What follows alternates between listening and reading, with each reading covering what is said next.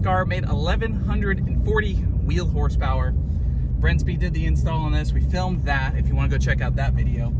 I'm going to be filming a review, driving this thing today. What is it actually like driving this? Stock ECU. Motec isn't really an option yet. And we got an e-boost too, Turbo Smart boost controller. Right now it's set up on semi-kill. There's still more you can go up. But yeah, we're gonna get some flyby clips right here. See what happens.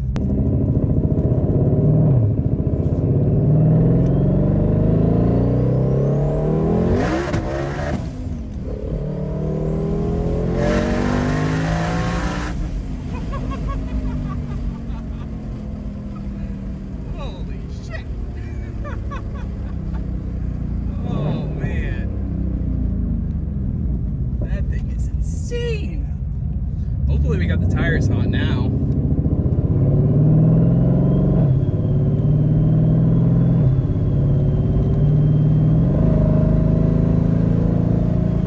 So we're gonna go by Don here. He's filming outside. He trusts me with this shit. Ready?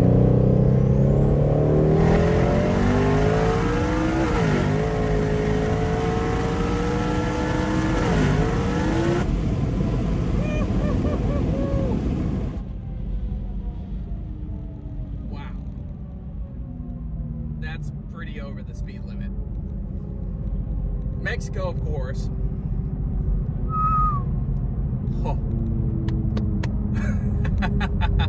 So, car made 1,140 wheel horsepower. We have it on 19 pounds, so we have it turned up on that setting.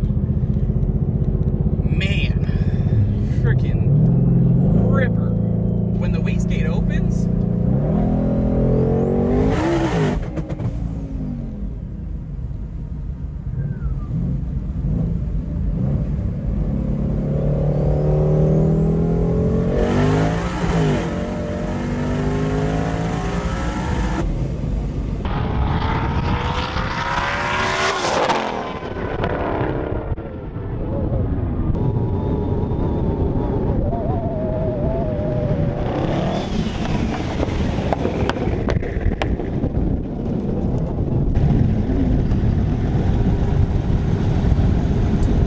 how'd it do, Andrew? So we picked up Don. Don, what do you think of this thing? It's definitely a sleeping beast, a fire-eating dragon. It's fast. Once again, my 2020 green GT500 ported blower with all the whistles was pretty quick, definitely. But this sleeper setup with the twin 64s is a completely different animal. I guess we should talk. Rob, tune maker, shoemaker. The tune maker. He's been tuning this car, so I think we should say that it's not perfect, but it is very, very good. There's not a lot of these twin turbo cars out there, and it's really nothing engine tuning wise. It's the DCT. Occasionally, you'll get a clutch over temp, too many back-to-back pulls, and you may get a wrench light. And the shoemaker has been working on tweaking that. You can drive this thing 100% normal. Does not matter. You can rip on it. Occasionally, when you get a little bit of spinning or just back-to-back pulls, you'll get some sort of DCT error. You got to go clear it out with your phone. Do I think it's like a bad thing? I mean, this is brand new. I mean, there's only a handful of twin turbo cars out there, and there's only maybe 2 that aren't full-on race cars. But in terms of driving this thing, I mean, we can just start driving. I mean, it drives like stock, And what's your overall impression? This car's fast. Okay, what do you mean by fast? So, like my compared to a ported supercharger with all the bells and whistles? I mean, there's no comparison there. This is fast. That's like a mid 9-second setup. This is fast, in terms of the way it pulls and the fact that we can still turn it up and down. There's no like torque loss in terms of your regular driving. I mean, you can still partial throttle it. It'll, it'll get up and go no matter what you're doing. I mean, it'll just get up, accelerate. The other cool thing is, you know, you have that little blower whine with the 2020 GT500 with the blower.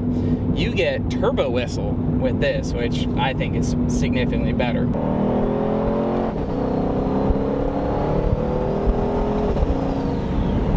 I mean, that sounds insane. I mean, we're not even close to boost. That's just the turbo whistle. Kind of like how the supercharger whines a little bit when you accelerate. You hear the turbo whistle, and this feels like it has the same amount of torque as you're driving. I don't feel like you're losing that mid-range. Now, in terms of, I really don't know how this is going to handle in the corners. You know, with all of this, you probably have to turn it down quite a bit, which obviously you can, which is pretty awesome. We turned it down to 20 pounds, and now it seems like it's a lot more controllable. We'll go ahead and kind of lean into it a little bit right here.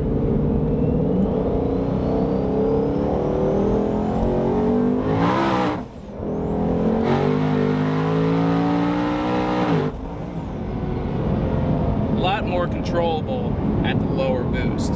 Now, when those wastegates open, what do you think, Don? It's incredible. Now, when the wastegates open, it unleashes hell.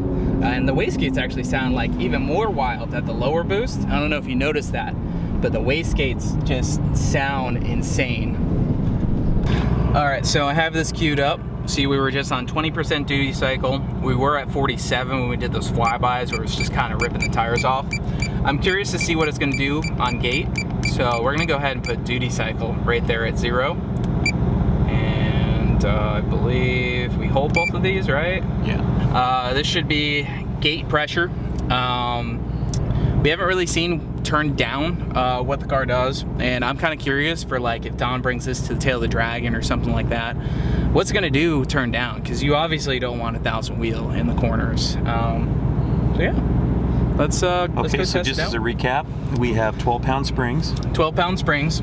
I think the kit came with 7 or 8. I think it was a combination of 2 springs. It was a 5-pound and something else. Yeah.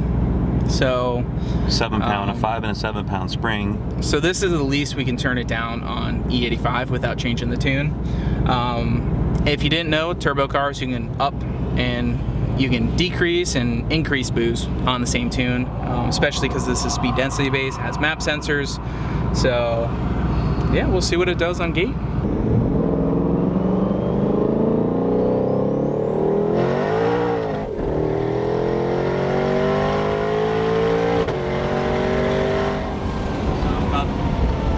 About 12 pounds of pressure is what I saw in there. Yeah, about 10 to 12.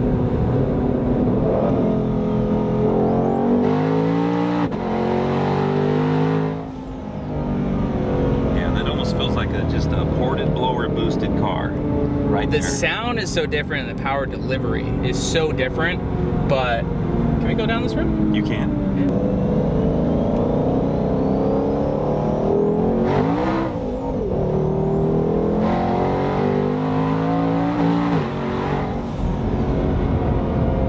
Spinning a little bit. The roads aren't ideal over here in Mexico City, but you get the point.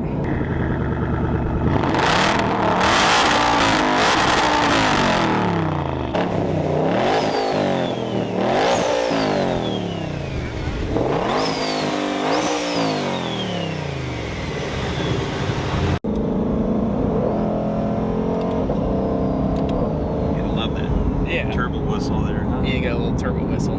But the DCT still has a manual characteristic without the clutch pedal. I'm a big, you know, stick guy, but this is very different from the 10R80. But this is still very early in the development process, and I think Palm Beach Dyno has done an incredible job. Ken puts out all these videos, he tests everything. He's even started to reset and try to, you know, he did the Whipple 3.8 on his car, did so much R&D development on that car.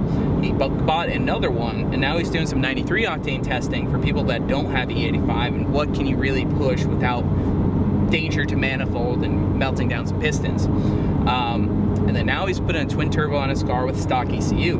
So he's gonna really try to, which is great for Don, So Ken's gonna have a twin turbo kit on his car, and he's gonna be able to find all these little things that it does that are kind of weird and refine it on the stock ECU to his best of ability. And I know eventually when his Motec comes in, he will try that.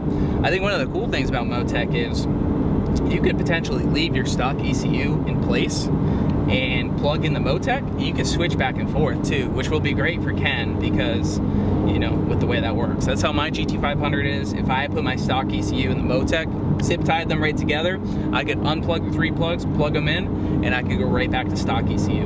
Not that I would do that on my car, but for Ken, you know, development purposes, he'd be able to use both still. And then he would just ignore the additional inputs that are on the Motec. So yeah, I mean, rounding it up, Palm Beach Dyno's done an awesome job. Brensby did an awesome job in the install. There's a lot of things to kind of figure out with the GT500. We went over that in the last video. You should definitely check that out. You should also like this video, subscribe, because I think this is the only real drive in a GT500, and we're being 100% honest with you.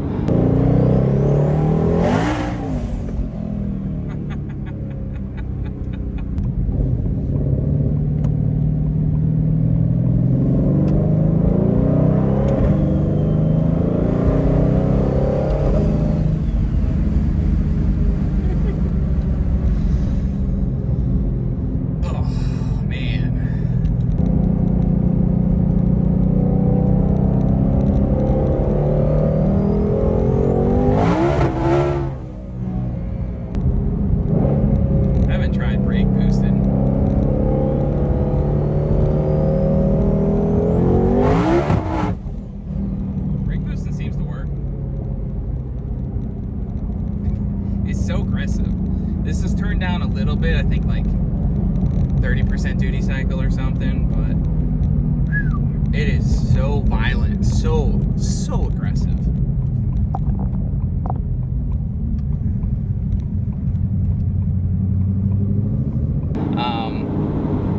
It drives really good, and I think this, if you want to be fast in a straight line, I think this is a fantastic option. Will it be fantastic in the corners, the tail of the dragon, road course? I cannot tell you 100% for sure yet.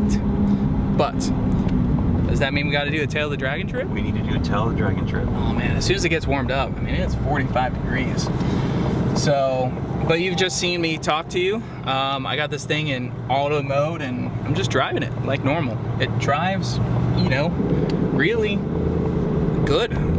It's got 8,000 miles on it. Don is no stranger to driving his cars. I bought the GT350R from you with what, 16, 17,000 miles.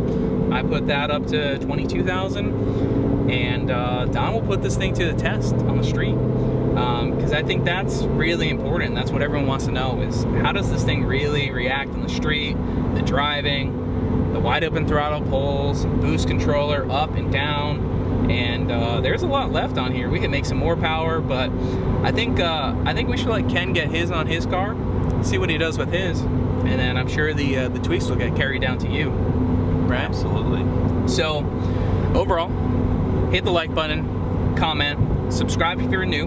We got a lot of cool Mustang content, ranging from built 5.8 with a twin turbo kit going on, Coyote swaps, turbos, Pro Chargers, PD blowers. We got an LS swap, which a lot of people hate, but we got so much shit going on. We got twin turbo GT500s because we have awesome friends like Don, and yeah, so we will see you guys in the next one. And comment down below if you want to see more with this car. If you have any other questions with this car, we can try to answer, you know, the best ability we can down there.